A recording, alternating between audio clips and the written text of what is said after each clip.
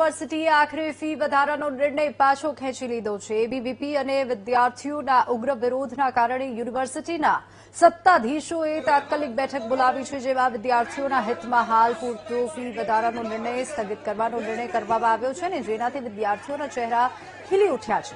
એબીવીપીના કાર્યકરો અને વિદ્યાર્થીઓએ ફટાકડા ફોડીને આ નિર્ણયને પોતાના જીતનો ઉત્સવ માન્યો છે, અને મહત્વનું છે કે પાટણની હેમચંદ્રાચાર્ય ઉત્તર ગુજરાત યુનિવર્સિટીએ તાજેતરમાં જ 15% ફી વધારો જાહેર કર્યો હતો, અને જેના જ કારણે વિદ્યાર્થીઓની મુશ્કેલીમાં વધારો થયો છે। જો કે આખરે વિદ્યાર્થીઓ અને એબીવીપીના વિરોધીને સામે જ યુનિવર્સિટીના સત્તાધીશોને નમતું જોખવું પડ્યું। આજરોજ વિદ્યાર્થીઓની રજૂઆત અન્વયે અન્ય મિટિંગો હતી છતાં પણ આપણે એફઆરસી અને બીઓએમના આદરણીય સભ્યો સાથે ઓનલાઈન મિટિંગ કરી અને આપણે જે ફી વધારો કરેલો છે એનો પરિપત્ર પણ થઈ ગયેલો છે।